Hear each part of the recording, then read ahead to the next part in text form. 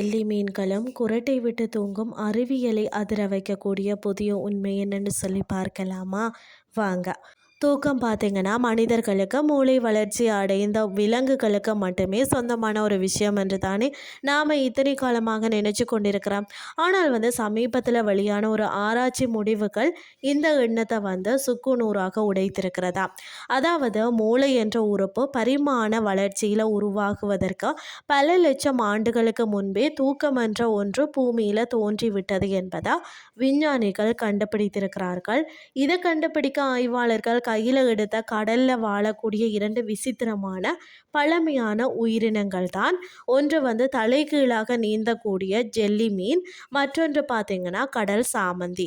இந்த இரண்டும் பார்த்தீங்கன்னா கடல்வாழ் உயிரினங்களுக்கு மனிதர்களுக்கும் இருப்பது போல ஒரு மைய மூளை அமைப்பே கிடையாது.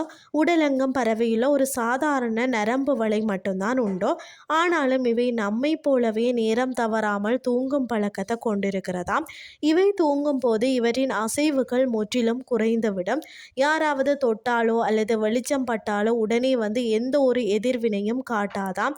அது மட்டுமில்லாமல் இவை தூங்கும் போதோ நாம் தொந்தரவு செய்து எழுப்பிவிட்டால் அந்த தூக்கத்தை ஈடு செய்ய அடுத்த நாள் மிக நீண்ட நேரம் ஆழ்ந்து தூங்குகிறதாம்.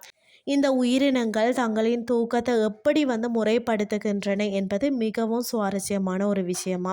ஜெல்லி மீன்கள் முழுமையாக வெளிச்சத்தை மட்டுமே நம்பி வாழ்கிறதா. இரவு வந்ததும் தூங்க செல்லும் இவை பகலில் சுறுசுறுப்பாகவும் நண்பகல் வேளையில் ஒரு குட்டி தூக்கம் போடுகிறதா.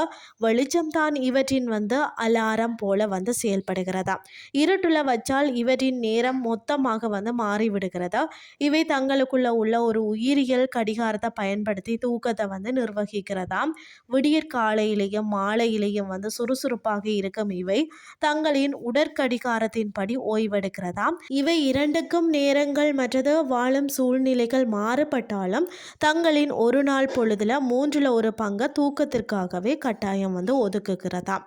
மூளையே இல்லாத இந்த உயிரினங்களுக்கு தூக்கம் எதற்கு தேவைப்படுகிறது என்ற சந்தேகம் எல்லாருக்குமே வரலாம்.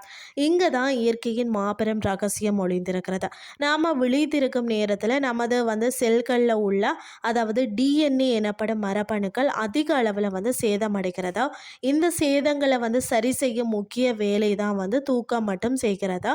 இந்த உயிரினங்களை விஞ்ஞானிகள் தூங்க விடாமல் தடுத்த போது தான் அவற்றின் உடலில் டிஎன்ஏ சேதம் பல மடங்கு அதிகரித்தது. புற ஊதா கதிர்கள் சில ரசாயனங்கள் மூலம்தான் அவற்றின் மரபணுக்களை சேதப்படுத்திய போது அந்த சேதங்களை சரி செய்து கொள்ள அவை வழக்கத்தை விட அதிகமாக தூங்கின.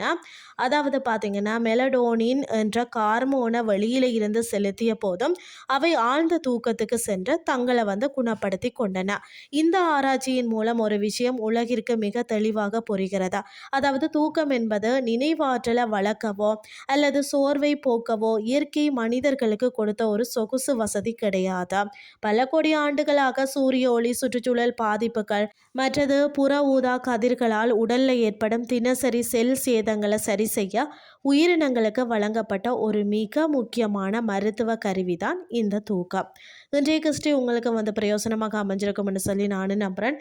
இதே மாதிரி மற்றொரு கிறிஸ்டின் வாயிலாக உங்களை சந்திக்கிறேன். நன்றி.